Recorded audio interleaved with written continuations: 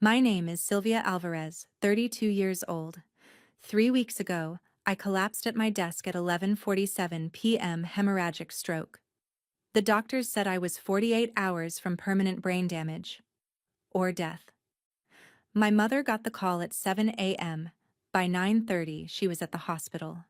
By 3 p.m., she decided her other daughter's wedding venue tour in Hawaii couldn't wait. By 6:45 p.m., my entire family was on a plane to Honolulu. I spent 7 days in the ICU. Alone. Or so I thought. When I finally woke up, the nurse handed me the visitor log. One name appeared every single night. A name I'd never heard before. A man who sat outside my glass door for 3 hours the first night. Just watching.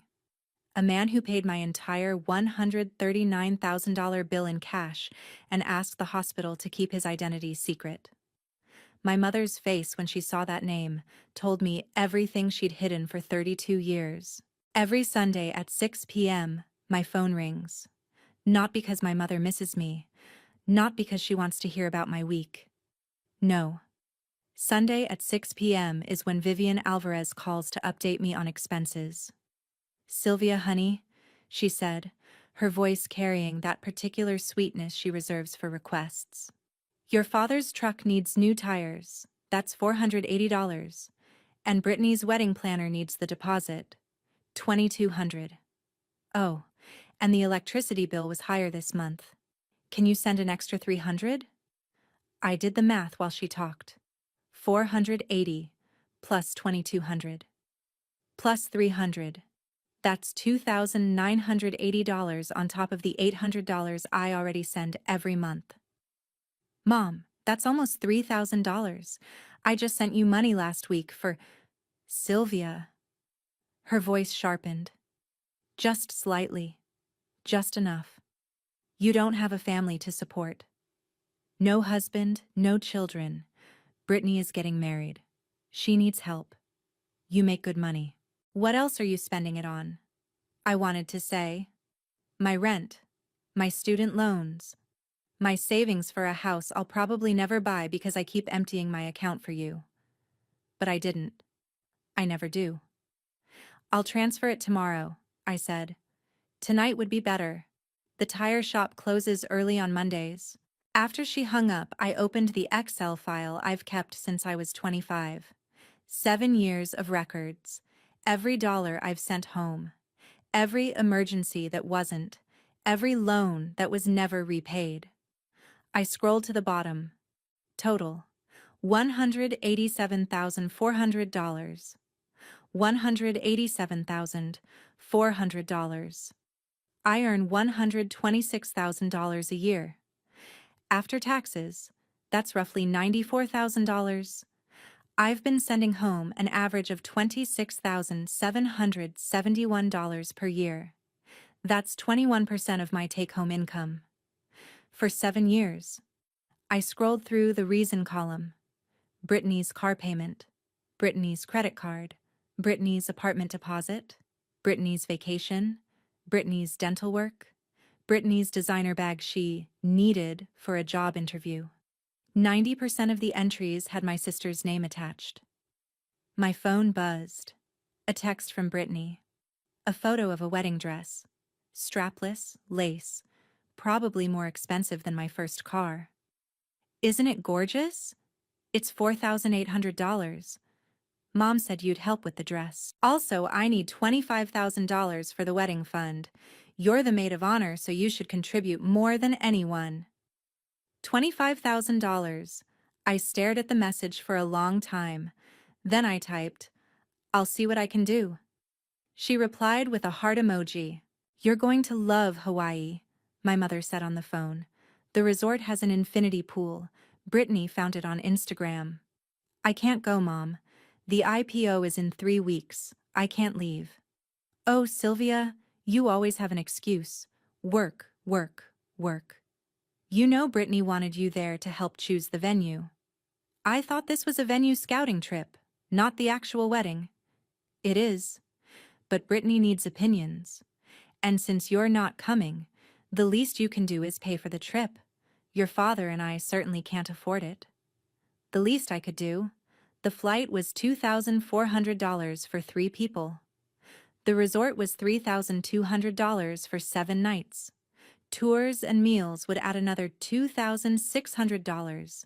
Total, $8,200. I'll transfer it tonight, I said. Thank you, honey. You know how much this means to Brittany. I knew. After the transfer, I checked my bank account. Balance, $4,230. 18 days until the IPO. 18 days until my stock options vested. 18 days until I'd finally have financial breathing room. I just needed to survive 18 more days. I stood in front of my bathroom mirror before bed, doing something I'd done 1,000 times before. Comparing. I'm 5'9". My mother is 5'4". My father is 5'6". Brittany is 5'5". I have blue eyes. My mother has brown eyes. My father has brown eyes. Brittany has brown eyes. I have light brown hair that turns almost blonde in summer. Everyone else in my family has dark hair, nearly black. When I was 16, I asked my mother why I looked so different. She stared at me like I'd slapped her. What do you mean by that, Sylvia? What exactly are you implying? I never asked again. My phone buzzed. An email from Reed, my CEO. Sylvia, timeline accelerated. IPO moved to November 28th. I need the operations audit complete by the 15th. You're the only one I trust with this. Reed. November 28th. That was 2 weeks earlier than planned. I closed my eyes. 18 days just became 11. The next 6 weeks blurred into fluorescent lights and cold coffee. Our CFO quit without notice 3 weeks before the IPO. Reed dumped his entire workload on me. Investor packages, compliance documents, operations audits, due diligence reports. I worked 16 hours a day, sometimes 18. I slept 4 hours a night, sometimes 3.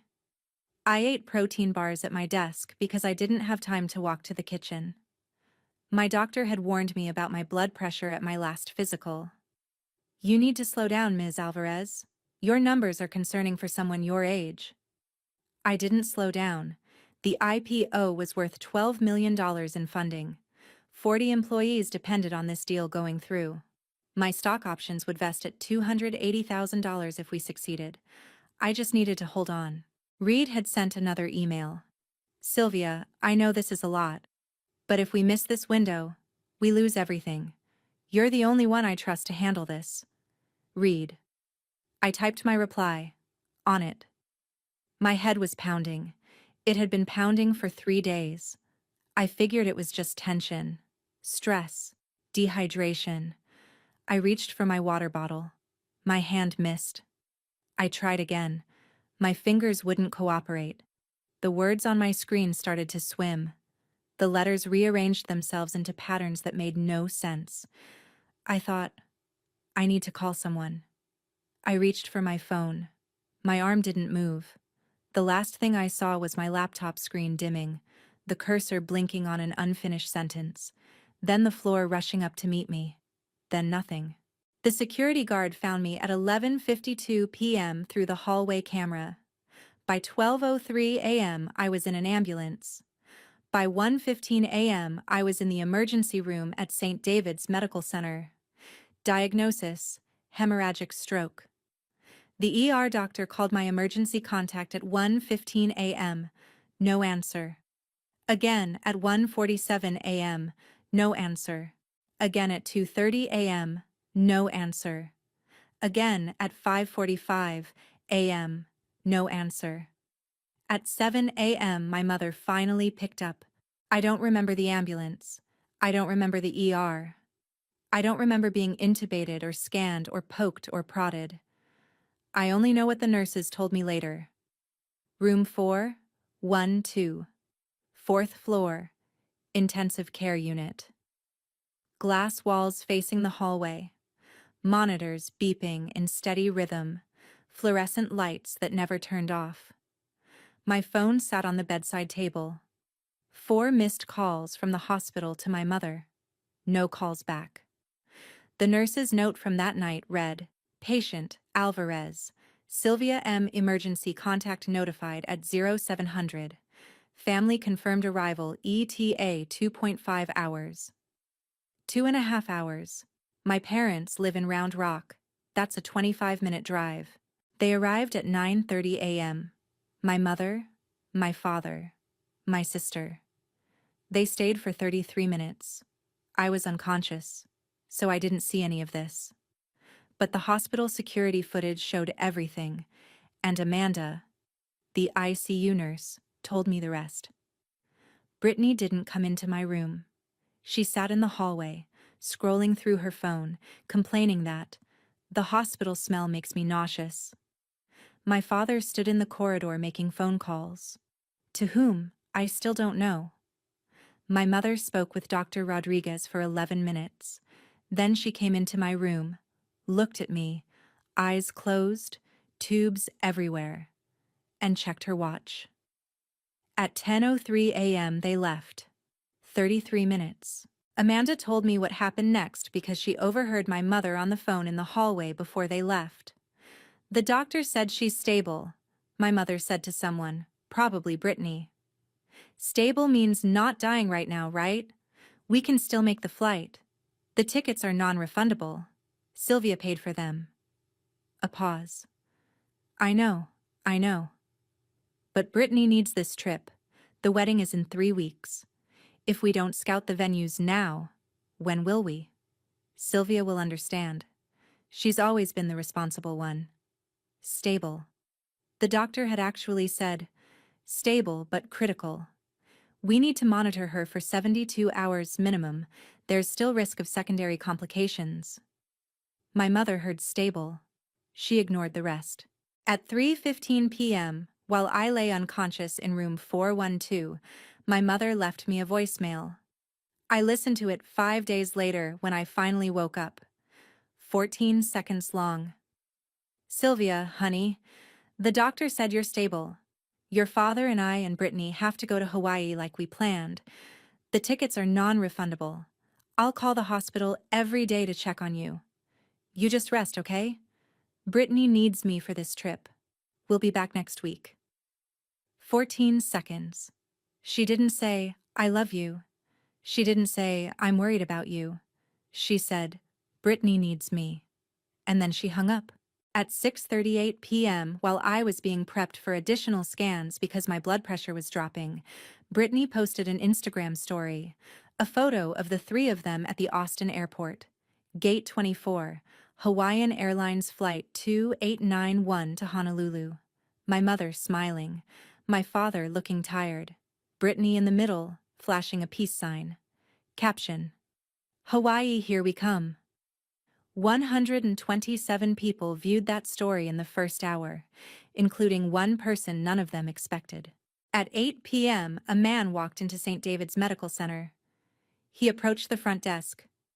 ICU room 412, he said. Sylvia Alvarez. The receptionist checked the system. Are you family, sir? Yes. Your name? Walter Kendrick. He was given a visitor badge. He took the elevator to the 4th floor.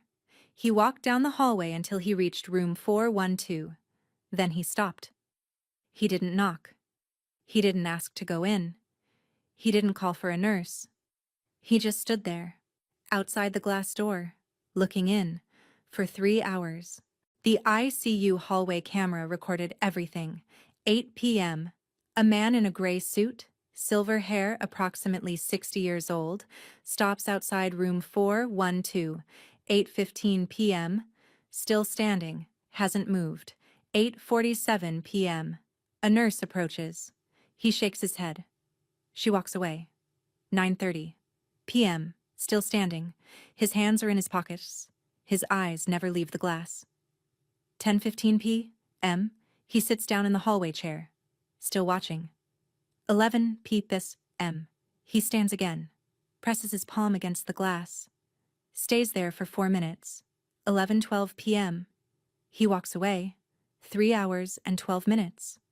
Amanda Reeves, the night nurse, 34 years old, 11 years on the job, was the one who approached him at 8:47. "Sir, can I help you? Do you need to go inside?" He shook his head. "No, I just want to make sure she's not alone." "Are you family?" He paused. Something passed across his face. Pain, maybe? Or guilt? Or both? "Yes," he said quietly. "I'm family." Amanda asked if he wanted to sign the visitor log. He nodded. She handed him the iPad. He wrote, "Walter Kendrick." Then he went back to standing outside the glass door. Amanda told me later, "I've been doing this for 11 years. I've seen every kind of family, but I've never seen anyone stand outside a glass door for 3 hours like they were afraid they didn't deserve to go in." He came back the next night, 7:45 p.m., same gray suit, same silver hair. This time he brought a laptop. He sat in the hallway chair and worked. A MacBook Pro, screen angled away from the corridor. Every few minutes, he'd look up at room 412, then back to his screen. At 9:30 p.m., he closed the laptop. He stood up. He walked to the door. This time, he went inside. Amanda was at the nurse's station. She watched him through the glass.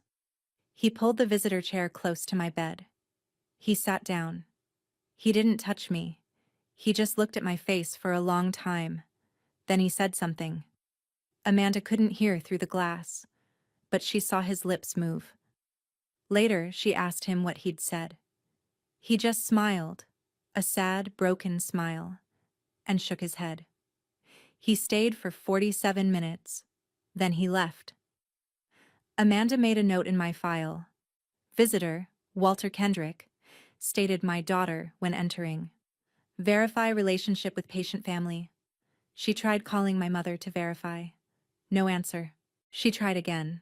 No answer. She tried a third time. Voicemail. Amanda pulled up my visitor log that night. November 18th, Walter Kendrick. 8 p.m. to 11:12 p.m. November 19th, Walter Kendrick. 7:45 p.m. to 11:30 p.m. No other names. No Vivian Alvarez. No Gilbert Alvarez. No Brittany Alvarez. Just Walter Kendrick. A man none of us had ever heard of. A man who claimed to be my father. Amanda stared at the screen for a long time. "I've seen a lot of families fall apart in hospitals," she told me later. "People show you who they really are when someone they love is dying. But your family? They didn't even show up. And this stranger, this man who stood outside your door like he was terrified to come in, he was there every single night." She paused. "I didn't know who he was to you, but I knew one thing. He cared. Whatever else was true, that man cared." On the morning of November 20th, Dr. Rodriguez ordered a new CT scan. Something wasn't right. My vitals were stable, but not improving. My brain swelling should have been decreasing. It wasn't. By 9:30 a.m., he had the results. Myocarditis, secondary inflammation of the heart muscle, a complication of the stroke, triggered by the massive stress response in my body. "If we don't operate within 48 hours, Dr. Rodriguez told Amanda, she has a 40% chance of not waking up at all." 48 hours. The surgery would cost $45,000. They needed family consent. Amanda called my mother's number. For the 7th time since I'd been admitted. This time, someone answered. "Hello?" My mother's voice. Cheerful, relaxed. In the background, waves, music, the clink of glasses. "Mrs. Alvarez, this is Amanda Reeves, ICU nurse at St. David's Medical Center. I'm calling about your daughter, Sylvia." "Oh, yes. How is she? Still stable?" "Ma'am, there's been a complication. She needs emergency surgery.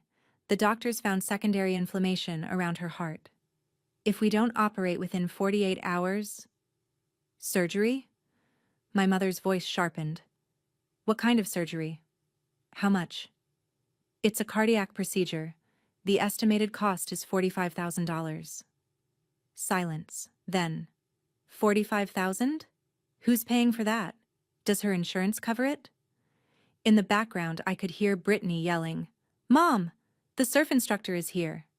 "Mrs. Alvarez," Amanda said carefully, "we need a family member to sign the consent form, and we need a $15,000 deposit before 6 p.m. today to schedule the surgery." More silence. Then, "Can you email me the form? I'll sign it electronically. As for the money, send the bill to Sylvia's address. She makes good money. She can handle it."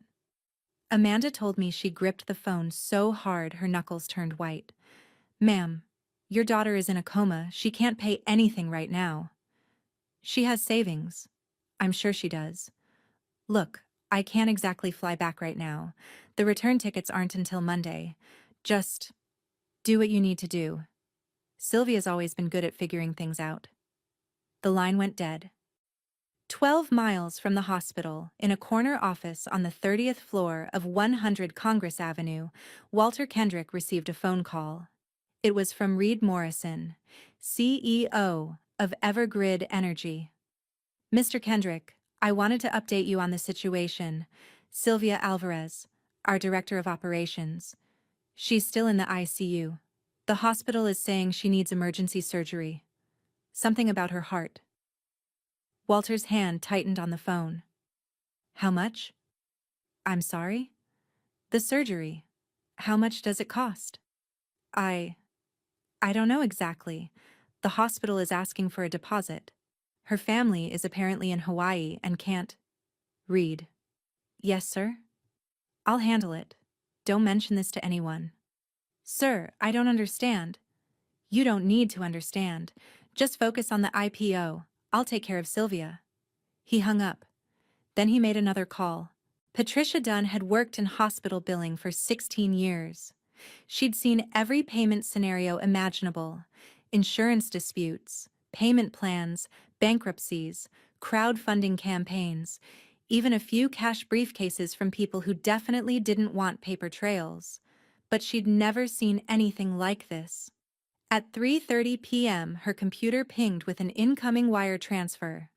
$139,000 from WBK Holdings, LLC, to St. David's Medical Center. Memo: full payment, patient Sylvia Alvarez, room 412. Anonymous donor.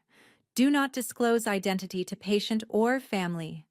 $139,000. $94,000 for ICU care. $45,000 for surgery. Paid in full. Patricia stared at the screen.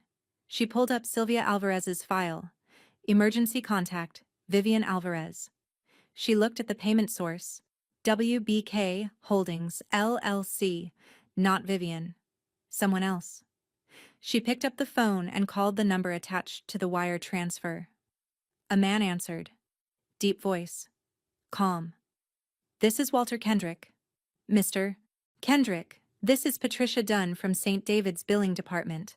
I'm calling to confirm your payment for patient Sylvia Alvarez." "It's confirmed. The funds have cleared." "Sir, I need to verify your relationship to the patient for our records." A pause. "Family member. Can you be more specific? Are you her—" "I'm her father." Patricia looked at the file again. Emergency contact.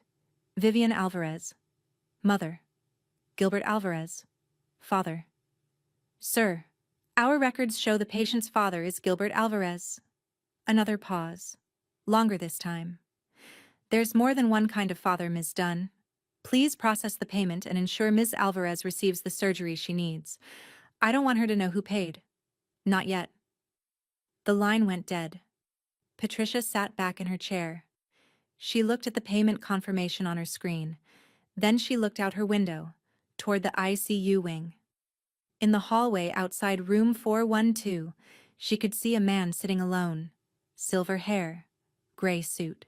Laptop closed on his lap, eyes fixed on the glass door. "That man," she murmured to herself, "is the only family that girl has." At 5:45 p.m. Austin time, my mother finally sent the signed consent form. Attached was a brief message. I've signed the form. Please note that I expect the insurance to cover most of this. If there's any remaining balance, please send the bill to my daughter Sylvia Alvarez directly at her Austin address. She makes good money. Vivian Alvarez. She didn't ask about the surgery. She didn't ask about my chances. She just assumed I would pay my own medical bills, while unconscious, while possibly dying. Patricia read the email twice. Then she looked at the payment confirmation already in the system. $139,000, paid in full, by someone who wanted to remain anonymous. She hit reply and typed, "Mrs. Alvarez, the account has been settled in full. No balance remains." She didn't explain further. Let Vivian wonder. I don't remember being wheeled into surgery. I don't remember the anesthesia, the incision, the 4 hours and 23 minutes I spent on the table while Dr. Samuel Grant worked to repair the damage. But I know who was there. Walter Kendrick sat in the surgical waiting room from 6:45 a.m. until 11:30 a.m. He didn't read. He didn't work. He didn't check his phone. He just sat there, holding something in his hand. Amanda walked past the waiting room on her break. She saw him there, alone, staring at the wall. She saw what he was holding. A photograph. Old, faded at the edges. A woman with dark hair, maybe mid-20s, laughing at something off camera. He was running his thumb across the edge of the photo over and over like a prayer. Dr. Grant came out at 11:23 a.m. The surgery was successful. She's stable. She should wake up within 24 to 48 hours. Walter stood up. For a moment, he looked like he might collapse. "Thank you," he said. His voice cracked on the second word. "Are you family?" "Yes." "Would you like to see her in recovery?" Walter hesitated. "No, not yet. She should see her family first when she wakes up." Dr. Grant looked confused. "Sir, you are family." Walter smiled. That same broken smile Amanda had seen before. Not the kind she knows about. He picked up his coat, put the photograph back in his wallet, and walked out of the hospital. He didn't stay to see me wake up. I opened my eyes. White ceiling, fluorescent lights, the steady beep of monitors. I was alive. I turned my head. Slowly, everything hurt, and looked at the chair beside my bed. Empty. No flowers, no cards, no balloons with "get well soon," no family members sleeping in uncomfortable positions, just an empty chair. And on the bedside table, a glass of water, full. A blanket folded neatly at the foot of my bed in a crisp military style. And a book I'd never seen before. Meditations by Marcus Aurelius. Hardcover. Old but well-maintained. I didn't own this book. I'd never read Marcus Aurelius. Where did it come from?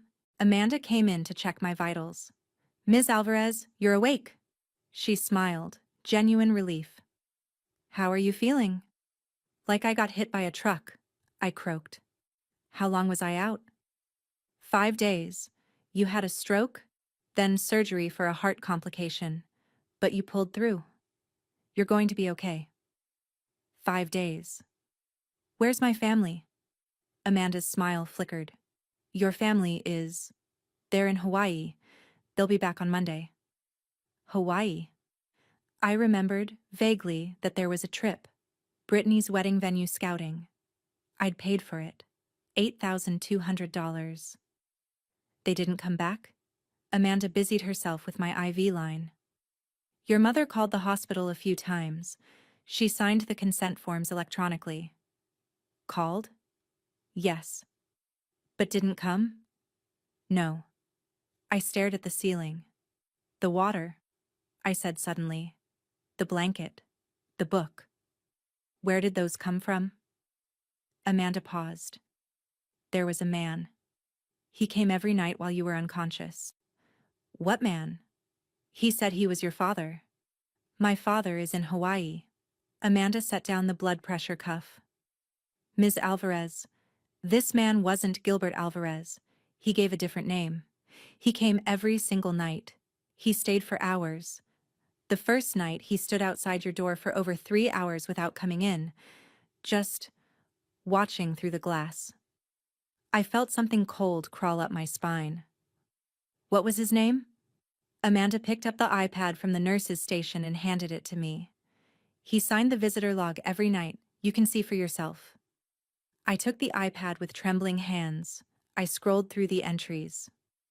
November 18th, Walter Kendrick, 8 p.m. to 11:12 p.m. November 19th, Walter Kendrick, 7:45 p.m. to 11:30 p.m. November 20th, Walter Kendrick, 7:30 p.m. to 10:15 p.m. November 21st, Walter Kendrick, 7 p.m. to 11:45 p.m. No other names. No Vivian. No Gilbert. No Brittany. Just Walter Kendrick. Every single night. Who is Walter Kendrick? I whispered. Amanda looked at me with an expression I couldn't read. He said he's your father. I borrowed Amanda's laptop. My hands were still weak, but I managed to type, Walter Kendrick, Austin, Texas. The results loaded, and my heart stopped. Walter Brennan Kendrick, age 63, CEO and founder, Kendrick Capital Partners, private equity firm, assets under management, $2.1 billion. There was a photo. Silver hair, blue eyes. Tall, maybe 5'10", standing in front of a glass-walled office building, arms crossed, slight smile. I looked at that photo for a long time. Blue eyes. I have blue eyes. My mother has brown eyes. My father has brown eyes. My sister has brown eyes. Where do your blue eyes come from, Sylvia? I'd asked my mother once when I was 16. Your grandmother's side, she'd snapped. Why are you asking such strange questions? My grandmother died before I was born. I'd never seen a photo of her. I looked at Walter Kendrick's eyes on the screen. They were the exact same shade as mine. I kept searching. Kendrick Foundation Scholarship. The results showed a website. Elegant, professional, listing the foundation's various programs. I clicked on Higher Education Scholarships, a list of recipients by year. I scrolled down. 2012, Sylvia M. Alvarez, University of Texas at Austin. 2013, Sylvia M. Alvarez, University of Texas at Austin. 2014, Sylvia M. Alvarez, University of Texas at Austin. 2016, Sylvia M. Alvarez, Macomb School of Business, MBA program. I stared at my own name. The scholarship. The anonymous scholarship I received in my sophomore year. The one that paid for my last 2 years of undergrad and my entire MBA. The one that came out of nowhere. No interview required, no essay, no explanation. The one my mother always got angry about. You think you're so special because you got that scholarship, she'd say. Don't let it go to your head. You got lucky. That's all. Lucky. It wasn't luck. It was Walter Kendrick.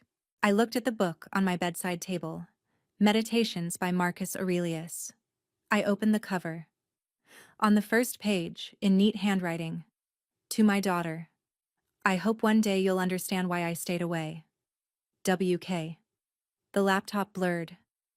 I realized I was crying. I called Reed Morrison. Reed, I need to know something. Who's the largest investor in Evergrid? Sylvia? You're awake? Oh, thank God. We've been so worried. Reed, the investor. Who is it? He hesitated. Why do you want to know? Kendrick Capital. They invested in Evergrid, didn't they? Silence. Sylvia, how did you... When did they invest? 2021. Series A. $1.8 million. 2021. The year I joined Evergrid. Did Walter Kendrick request anything specific when he invested? Another silence. Longer. Sylvia, I don't understand why you're asking this. Did he? Reed sighed. He asked to remain anonymous. He asked that his name never be mentioned to employees, and he asked to be informed if anything happened to you. If anything happened to me. Yes. He called me the day you collapsed. Before I even knew. Before the ambulance arrived. He asked which hospital you were being taken to. I closed my eyes. He knew before you did.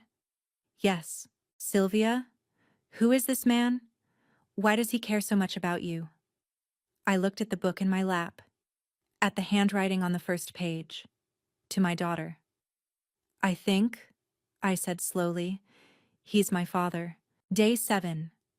My mother walked into the hospital lobby at 11:30 a.m. on Monday morning. I wasn't there to see it, but Amanda told me everything, and the security cameras captured the rest. Vivian Alvarez was tan, golden brown from 7 days of Hawaiian sun.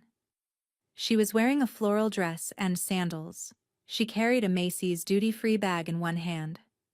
She walked straight to the front desk. I'm here for my daughter, Sylvia Alvarez. Room 412. I need to sign the discharge papers. The receptionist, a young woman named Carmen, pulled up my file. Of course, Mrs. Alvarez. Let me check the account status first. Account status? What do you mean? The billing.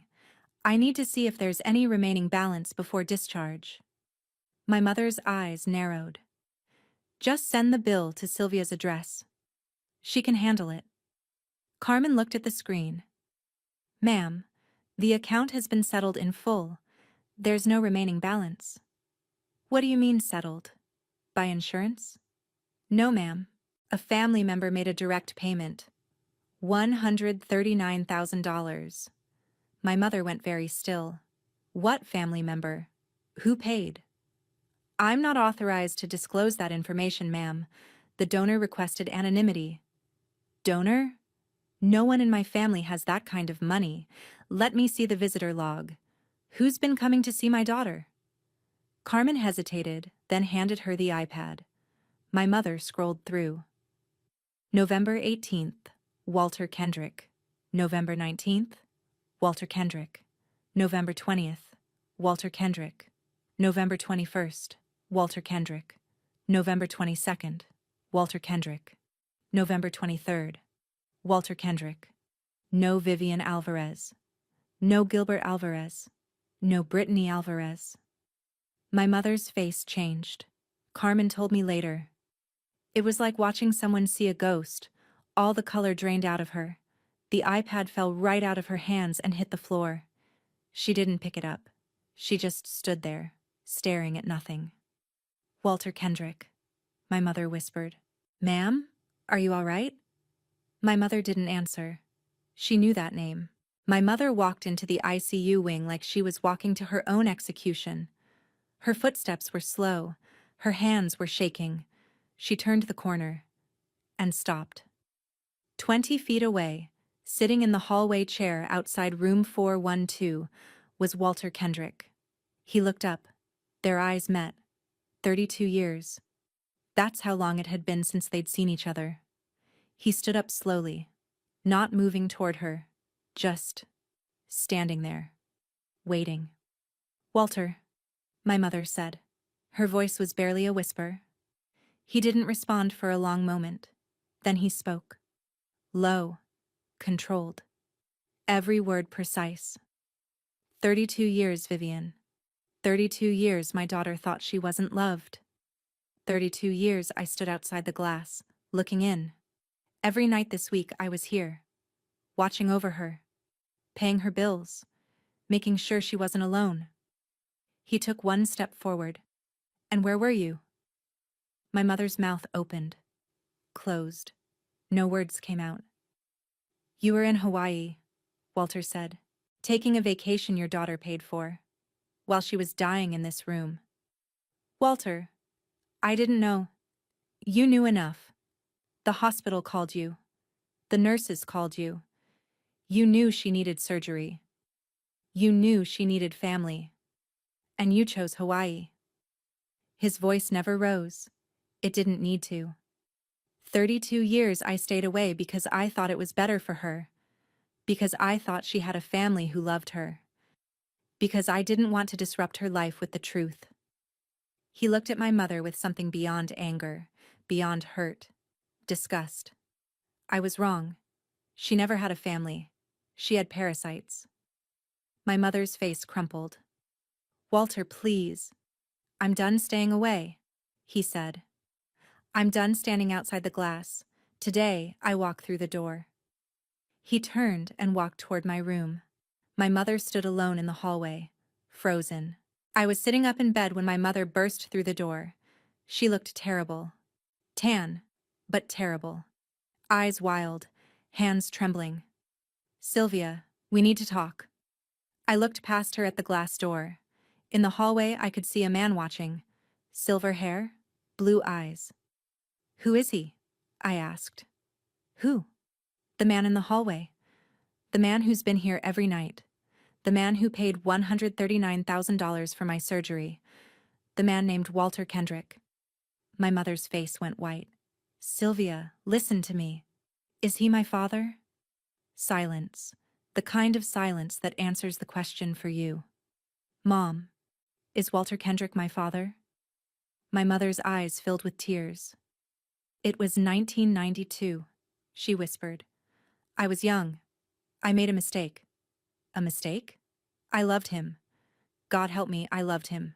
But he was nobody back then. A junior engineer. No money, no stability. And then his company sent him to Singapore. For 2 years. No warning. He just vanished." She sat down heavily in the visitor chair. "I was pregnant. I didn't know what to do. Gilbert had proposed already. He had a house. He had a steady job. He was safe." "So you married him." "I had to make a decision. I had 6 weeks. I chose security. I chose stability. You chose to lie." "I chose to survive." Her voice cracked. "Do you know what it was like? Being 23, pregnant, alone? Walter was gone. I didn't know if he was ever coming back. Gilbert was there. Gilbert would never leave." I stared at her. "And when did Walter find out? When did he find out about me?" She looked away. "He came back. 2 years later. But by then, you were already a year old. I was married. I told him. I told him to stay away. I told him you were Gilbert's daughter. I told him he had no rights. Did he believe you?" "I made him believe me. I threatened to call the police if he contacted me again. I told him I would destroy him. I felt sick. And he stayed away. For 20 years. Then, I don't know how, but he found out. Maybe he did a DNA test. Maybe he hired someone. 10 years ago, he started reaching out. Through lawyers, through intermediaries. He wanted to meet you. I refused." "You refused?" "I told him you had a family. You had a father. You didn't need him confusing your life with ancient history." "Ancient history." I laughed. It hurt my chest. "Mom, you've been punishing me my entire life. Now I know why." "What are you talking about?" "Every time you looked at me, you saw him. Every time I succeeded, you hated it. Because I wasn't supposed to succeed. I was supposed to be your shameful secret. Your mistake. But I kept reminding you of the man you threw away." My mother's face twisted. "That's not true. You made me pay for everything. Literally. $187,000 in 7 years. Every time Brittany needed something, you called me. Every time there was an emergency, you called me. Because punishing me was easier than admitting what you did." "Sylvia. And the worst part?" My voice was shaking now. "The worst part is that all this time, there was a man out there who wanted to be my father. Who paid for my college without telling me.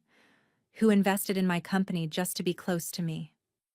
Who stood outside my hospital room for 3 hours because he was afraid he didn't have the right to come in." I pointed at the glass door.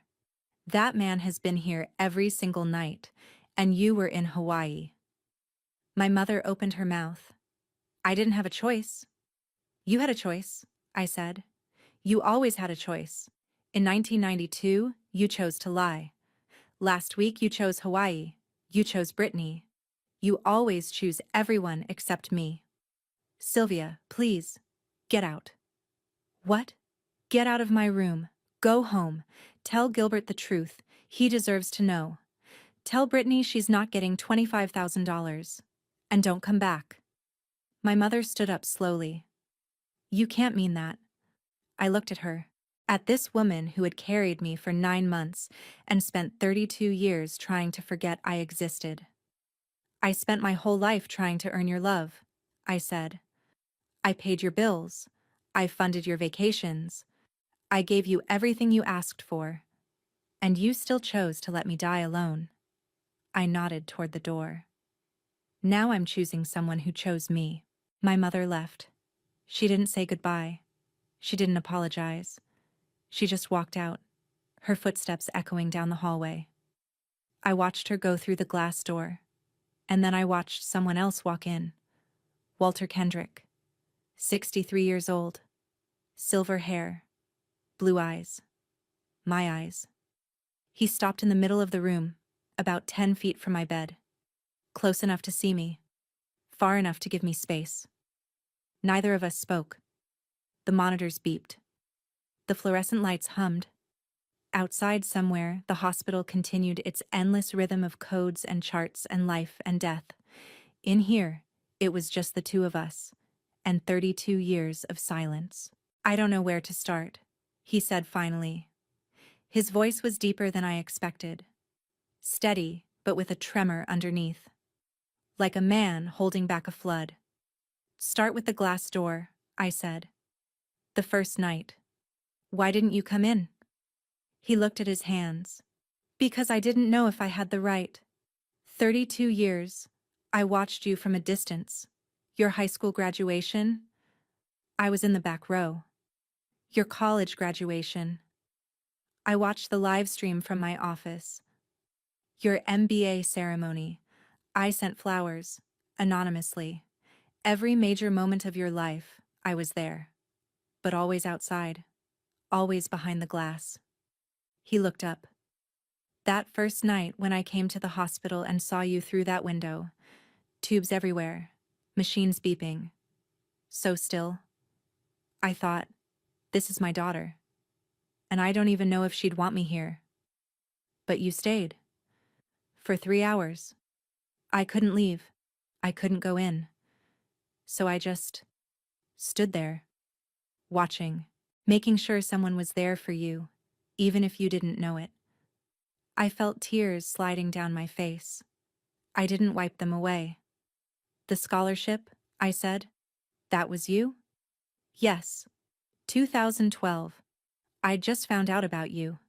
Hired a private investigator, got a DNA sample, confirmed everything. I wanted to help, but I didn't know how to approach you. So I created a scholarship fund, made sure you qualified. The investment in Evergrid? Also me, 2021. When I saw you were working there, I put in $1.8 million. Not because I thought the company would succeed, though it has, but because I wanted to be close to you, even if you never knew. And the $139,000? He smiled slightly. That was easy. You were dying. Someone had to pay. You could have walked away.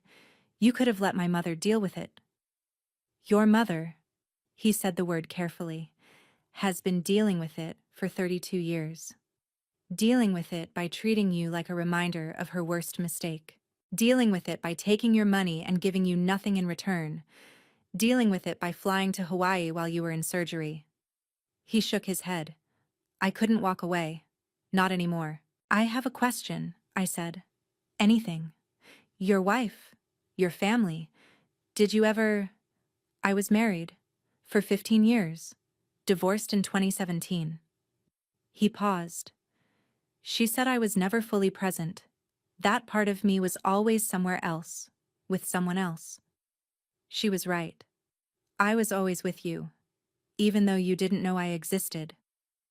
No children? No. I couldn't. I already had a daughter. One I wasn't allowed to know. Starting over with someone else felt like betrayal. I absorbed this. You gave up your whole life for someone you couldn't even contact. No. I gave up certain things, but I built others. The company, the foundation, the investments. I told myself that even if I couldn't be your father, I could make sure you had opportunities, that you'd never be limited by money or circumstance. He met my eyes. I know it's not the same as being there. I know it doesn't make up for 32 years. But it was what I could do. What happens now?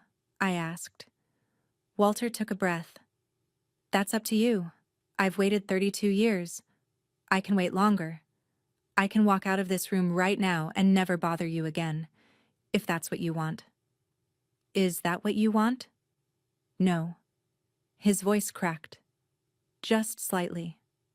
I want to be your father. I want to know what you're reading, what you're thinking, what makes you laugh. I want to have dinner with you on your birthday. I want to be the one you call when something goes wrong. He paused. But I know I haven't earned that. I know you have a father, Gilbert, even if he's not your biological father. I know this is complicated and painful, and there are no easy answers. I looked at this man, this stranger who had paid for my education, who had invested in my company, who had stood outside my hospital room because he thought he didn't deserve to come in. Then I looked at the empty hallway where my mother had walked away. My whole life, I said slowly, I thought love was something I had to earn. I paid my family's bills. I funded their vacations. I gave them everything they asked for. And they still chose to let me lie here alone. I turned back to Walter. You didn't owe me anything. I didn't know you existed. And you still showed up. Every single night. I reached out my hand. Will you sit down? Please? Walter walked forward. He sat in the chair beside my bed. The chair that had been empty for 5 days. For the first time in 32 years, he was there. Beside his daughter. Finally, on the right side of the glass. I left St. David's Medical Center on November 26th, 2 days after my mother's visit. Walter drove me home. We didn't say much during the ride. There wasn't much to say.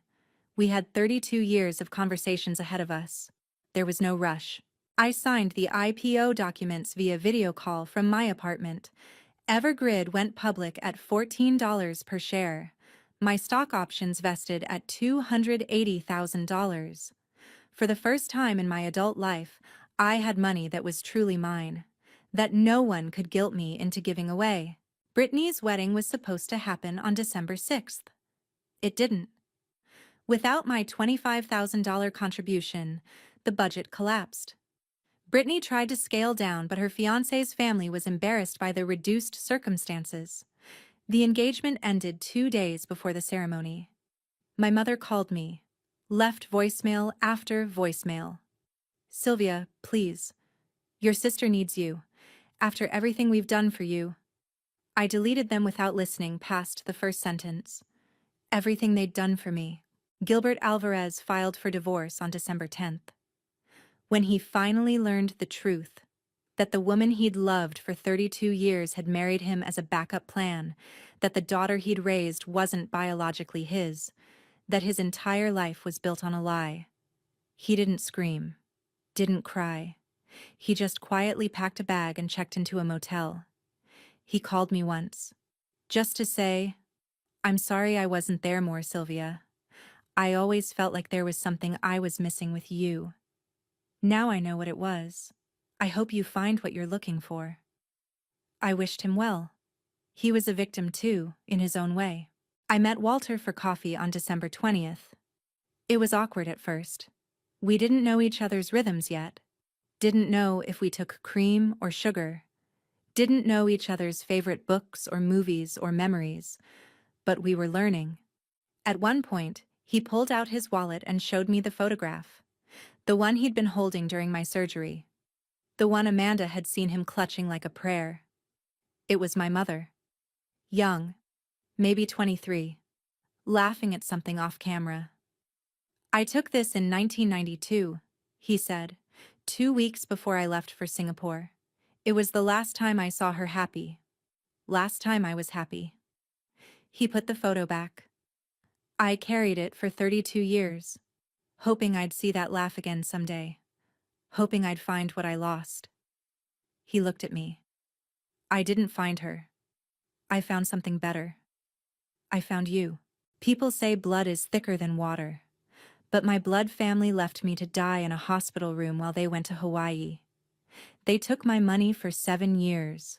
They treated me like an ATM with a heartbeat. And a stranger, a man I'd never met, stood outside my glass door for 3 hours because he was afraid he didn't have the right to come in. He paid for my education without ever asking for credit. He invested in my company just to be close to me. He paid $139,000 to save my life and asked the hospital to keep his name secret. Who is family? Is it the people who share your DNA but treat you like a burden? Or is it the person who stands outside the glass, waiting for 32 years just to be allowed through the door? My mother chose Hawaii when I was dying. Walter chose to stay. Every single night. Even when he thought I'd never know. If you're in a family that treats you like a wallet, that takes everything and gives nothing. That makes you feel like you have to earn love that should be freely given. I want you to ask yourself, who is standing outside the glass door of your life, waiting to be let in? And who is already on a plane to Hawaii? The answer might change everything. Sylvia Alvarez, December 2025.